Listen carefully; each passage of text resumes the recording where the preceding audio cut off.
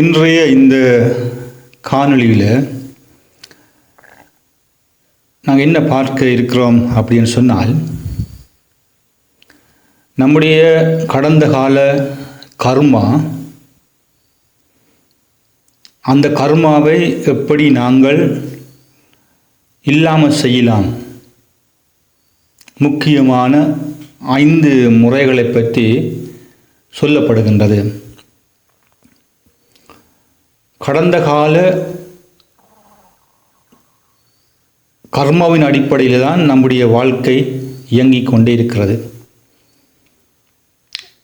வழமையாக சொல்வது போல, நம்முடைய பிறப்பு, நம்முடைய பெற்றோர், நம்முடைய நாடு, நம்முடைய மதம், நம்முடைய மொழி, நம்முடைய கலர், இவைகள் எல்லாமே நாங்கள் விரும்பி உருவாக்கிய விஷயங்கள் அல்ல.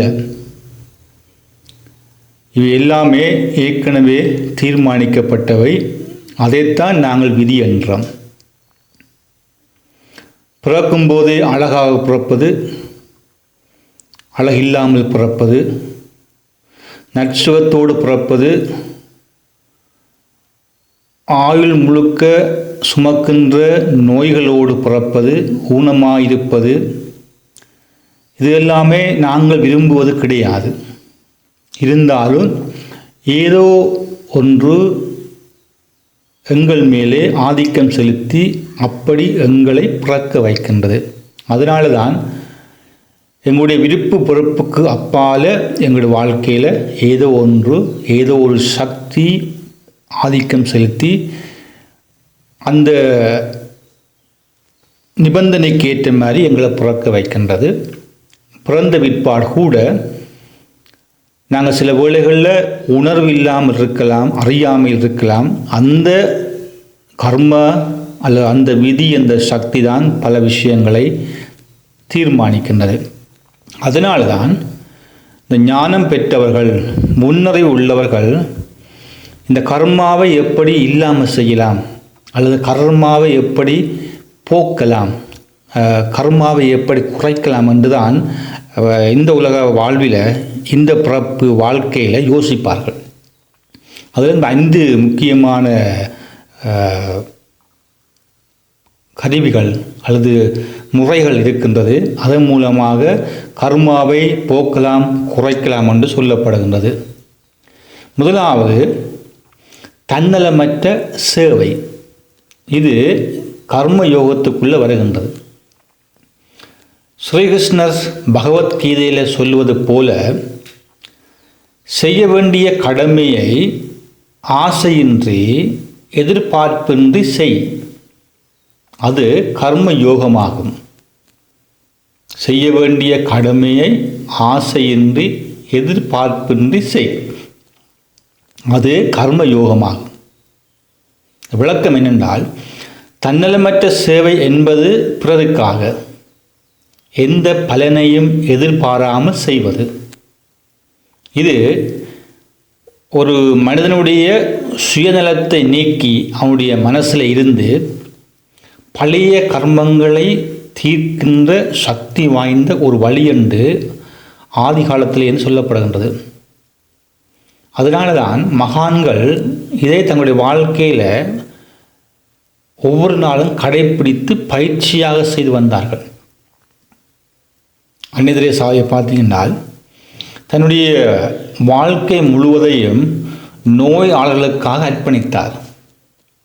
அவருடைய அந்த சேவை மூலம் அவர் தன்னுடைய கர்மாவை மாற்றி தீய கர்மாவுக்கு முடிவு வைத்து அல்லது தீய கர்மாவுக்குள் அவர் மடியாமல் தன்னுடைய எதிர்காலத்தை நல்ல கர்மாவாக மாற்றினார். அதே போல தான் காந்தியடிகளார். இப்போ சுதந்திர போராட்டத்தை பார்த்தீங்கன்றால் தம்மை முழுமையாக நாட்டுக்கு அர்ப்பணித்தார். அவருடைய அந்த கர்ம யோகம் உலகம் முழுவதும் உயர்ந்த புகழை பெற்ற ஒன்றாக மாற்றியது. அப்படி என்றால் நாம் எப்படி அதை பயிற்சி செய்யலாம் என்று பார்த்தால், உதாரணத்துக்கு அன்றாட வாழ்க்கையில் பசியாக இருக்கின்றவர்கள், ஏழைகள், முதியவர்கள், இவர்களுக்கு உதவி செய்கிறது ஒரு கர்மயோகம். சிந்திக்காமல் விருப்பொறுப்பில்லாமல் உதவி செய்ய முயலுவது, எதிர்பார்ப்பில்லாமல் உதவி செய்வது. அதே போல் வாரம் ஒரு முறையாவது ஏதாவது ஒரு சமூக சேவை, பொது சேவை, அது சமூகமாக இருக்கலாம், ஆலயங்களாக இருக்கலாம், அயல்வீடாக இருக்கலாம், ஏதாவது ஒரு இடத்துல ஒரு பொது சேவை செய்வது. இவைகள் கர்மாவை, பழைய கர்மாவை குறைக்கக்கூடிய வழி. ரெண்டாவது, மன்னிப்பும் விடுப்பும். என்ன மன்னிப்பும் விடுப்பும் அப்படின்னு சொன்னால், ஒன்று மன்னிக்கின்றது, இன்னொன்று அதை அப்படியே போக விட்டு விடுவது. இந்த மன்னிப்பை பற்றி சொல்லும் பொழுதுதான் இயேசு என்ன சொன்னார் என்று பைபிளில் சொல்லப்படுகின்றது. தந்தையே அவர்களை மன்னியும், அவர்கள் என்ன செய்கின்றார்கள் என்பது அவருக்கு தெரியவில்லை. என்ன அர்த்தம் அப்படின்னு பார்த்தோம்னா, மற்றவர்களால் நாம் பெற்ற துன்பங்களை நினைவில் வைத்துக் கொள்வது தீய கர்மாவை நம்மில் சேர்த்து கொள்வதற்கு சமம். இது ஒரு முக்கியமான சிந்தனை துளி. மற்றவர்கள் நமக்கு என்ன துன்பங்களை செய்தார்களோ அதை நாம் நினைவில் வைத்துக்கொள்வது என்பது தீய கர்மாவை நம்மில் சேர்த்து கொண்டு நம் நடமாடுவதற்கு சமம், சுமந்து கொண்டு நடமாடுவதற்கு சமம். மன்னிப்பு என்பது நம்மையே சுத்திகரிக்கின்ற ஒரு ஆன்மீக செயல். நாங்கள் மன்னிக்கின்ற பொழுது, அடுத்தவர் எங்களுக்கு செய்த குறைகளை மன்னிக்கின்ற பொழுது, எங்களில் இருக்கின்ற நாங்கள் சுமந்து கொண்டு திரிகின்ற தேவையில்லாத விஷயங்களை நாங்கள் களைந்து விடுகின்றோம், தூக்கி எறிந்து விடுகின்றோம் என்பதுதான் அர்த்தம். அதுவே கர்மாவை குறைக்கின்ற பெரிய விஷயம். பாரமே குறையும். இது எப்படி பண்டை காலகட்டங்களிலிருந்து இந்த மகான்கள் செய்து வந்தார்கள். நெல்சன் மண்டேலா, ஆப்பிரிக்க ஜனாதிபதி, தன்னையில் சிறையில் வைத்தவர்கள் மீது கோவப்படாமல் அவர்களை மன்னித்தார். அதன் மூலம் அவர் மிக பெரிய ஒரு ஆன்மீக உயர்வை அடைந்தார். வாழ்க்கையில் ஒரு புதிய கர்மாவையும் அவர் உருவாக்கினார், நல்ல கர்மாவை உருவாக்கினார். அதைத்தான் புத்தர் சொல்லுகின்றார், வெறுப்பை வெறுப்பால் வெல்ல முடியாது, அன்பால் மட்டுமே வெல்ல முடியும் என்று கூறினார்.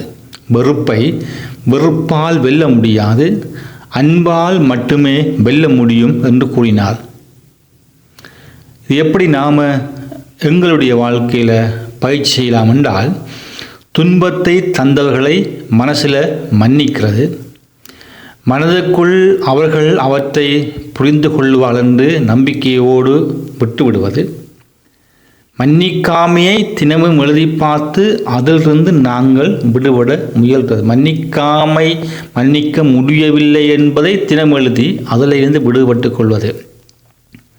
மூன்றாவது வழி, தினமும் தியானமும் சிந்தனையும் செய்வது, மெடிடேஷன் அண்ட் மைண்ட்ஃபுல்னஸ். ரமண மகரிஷி என்ன சொல்கின்றார் சொன்னால், தன்னை அறிந்து கொள்வதே எல்லா பாவத்தையும் நீக்கும் வழியாகும். தன்னை அறிந்து கொள்வதே எல்லா பாவத்தையும் நீக்கும் வழியாகும். இது ரமண மகரிஷி சொல்கின்ற வார்த்தை. தியானம் என்பது நம் உள்ளத்தை கட்டுப்படுத்தும் ஒரு செயலாகும். மனதின் இருளை வெளிச்சமாக மாற்றுகின்ற உன்னதமான ஒரு கர்ம பரிசுத்தத்துக்கான ஒரு பயிற்சியாகும். பதஞ்சலி முனிவர் யோக சூத்திரங்களில் தியானத்தின் முக்கியத்துவத்தை பற்றி சொல்லுகின்றார். ஸ்ரீராமனர் சுயத்தை நோக்கி மனதின் பயணத்தை பற்றி கூறியவர். இது எப்படி நாங்கள் முயற்சிக்கலாம் என்றால், தினமும் காலை 10 நிமிடங்கள் அமைதியாக உட்கார்ந்து சுவாசத்தை கவனிக்கிறது ஒரு முக்கிய விஷயம். ஜெபங்கள், பிரார்த்தனைகள் போன்றவற்றை, பக்தி, பஜனை என்பவற்றை சொல்லுவது. மனதை ஒருமைப்படுத்தும் நடைப்பயிற்சி, பிராணாயாமம் போன்றவற்றை பயிற்சி செய்வது. இவற்றின் மூலமாக ஆன்மீக பலத்தை அதிகரிக்கின்ற பொழுது, தியான மனப்பக்குவத்தை அதிகரிக்கின்ற பொழுது நம்முடைய கடந்த கால கர்மாவை நம்ம நீக்கக்கூடிய வழிகள் உருவாகும். 4வது, சத்தியத்தோடு வாழ்வது அல்லது நல்ல நோக்கத்தோடு வாழ்வது. மகாத்மா கூறுகின்றார், சத்தியமே ஜெயத, உண்மை மட்டுமே வெல்லும்.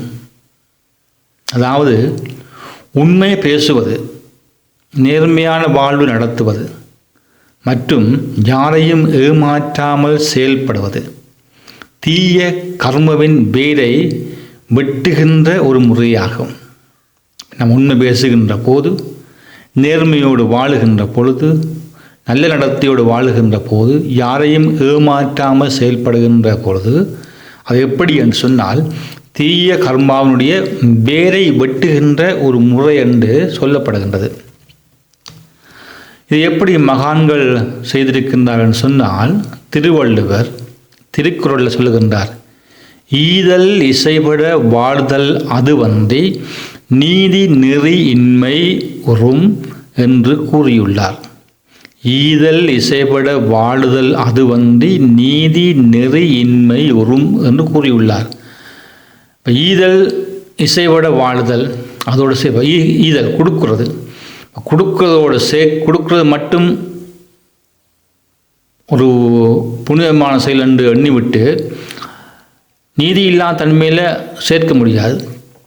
அதனால் சொல்கின்றார், ஈதல் இசைப்படுத வாழுதல் அது வந்து. அப்போ கொடுக்க வேண்டும், அதுவும் நீதியான முறையில் கொடுக்க வேண்டும். நீதி நெறி இன்மை உறும். சில வழியில் உலக வழக்கத்தில் சில பேர் தர்மம் செய்கின்ற முறை இருக்கின்றது. சம்பாதிப்பது ஏதோ தப்பான முறை, கொடுப்பது ஏதோ தர்மம், அது தவறு என்பதை தான் சொல்லுகின்றார். ஈதல் இசைப்பட வாழ்தல் அதுவன்றி நீதி நெறி இன்மை உறும். ஈதல் கொடுப்பது அதுவும் சரியாக இருக்க வேண்டும். உழைப்பது நாம் எடுக்கின்ற பெறுகின்ற பணம் எந்த வழியில் வருகிறதோ அதுவும் சரியாக இருக்க வேண்டும். ரெண்டும் சரியாக இருக்கின்ற பொழுதுதான் அது 2 பக்கத்தை கொண்ட நாணயத்தை போல இருக்கும், காசை போல இருக்கும். ஸ்ரீராமகிருஷ்ணர் சொல்கின்றார், எப்போதும் உண்மை சொல்லும் வழியே பின்பற்ற வேண்டும். அவரும் அதைத்தான் செய்தார்கள். அதனால தான் எந்த சூழ்நிலையிலும் பொய் சொல்லாமல் இருக்க முயல்வது, பிறரை தோற்கடிக்க அல்ல உயர்த்துவதற்காகவே செயல்படுவது, மனதில் தவறான எண்ணங்கள் வந்தால் அவற்றை உணர்ந்து மாற்ற முயலுதல் என்பது பழைய கர்மவை நீக்குவதற்கு உதவும். 5வது, ஜபங்கள், பிரார்த்தனைகள், ஆன்மீக மந்திரங்கள் இவற்றை சொல்லுவது. ஆதிசங்கர் சொல்லுகின்றார், மந்திரம் என்பது மனதை தூய்மைப்படுத்தும் மந்திரமாகும். மந்திரம் என்பது மனத்தை தூய்மைப்படுத்துகின்ற மந்திரமாகும். மந்திரம் என்பது ஒலி அலைகளை உருவாக்கி நம்முடைய உடல், மனம், ஆன்மாவை தூய்மைப்படுத்துகின்ற ஒரு சக்தியாகும். இது தீய எண்ணங்களை துடைக்கின்ற ஆன்மீக மருந்து. மகான்கள் சொல்லுகின்றார்கள், அண்ணாமலையார் சுவாமிகள் அருணாச்சல் சிவா என்ற மந்திரத்தை தொடர்ந்து ஜபம் செய்தார். சைவ சித்தர்கள் நம சிவாய் என்ற பஞ்சாட்சர தினமும் ஜபித்தனர். அதனால தான் காலையிலேயும் மாலையிலேயும் ஜெபம் செய்கிறது, பிரார்த்தனை செய்வது, மந்திரங்கள் சொல்லுவது, மனதில் நம்பிக்கையோடு பிரார்த்தனை செய்வது, இறைவனை வேண்டுவது, இவைகள் எல்லாமே பழைய கர்மாவை நீக்கும் அல்லது குறைக்கும், புதிய நல்ல கர்மாவை உருவாக்கும். அதனால தான் கர்மம் என்பது நம்முடைய செயல், கர்மம் என்பது நம்முடைய எண்ணங்கள், கர்மம் என்பது நம்முடைய சொற்கள், இவற்று மூலமாக இவை உருவாகுகின்றது. தீய கர்மாக்களை நீக்கும் இந்த 5 முறைகள் நம் மனதையும் வாழ்வையும் எப்பொழுதுமே தூய்மைப்படுத்துகின்ற வழியாக இருக்கின்றது. மகான்கள் அனுசரித்த இந்த வழிமுறைகளை நாம் இன்று வாழ்வில் கடைப்பிடிக்க தொடங்கினால் நிச்சயமாக நம்மை சுற்றி இருக்கின்ற சக்திகளும் வாழ்வின் திசைகளும் நல்லதாக மாறும். நம் பிள்ளைகளை உணர்ந்து திரிந்து செல்லும் பயணம்தான் உண்மையான ஆன்மீக வாழ்க்கையும் புதிய கர்மாவினுடைய தொடக்கமும் புதிய மகிழ்ச்சியான எதிர்பார்ப்பு கொண்ட ஒரு வாழ்க்கையினுடைய ஆரம்பமாக அது அமையும். நன்றி.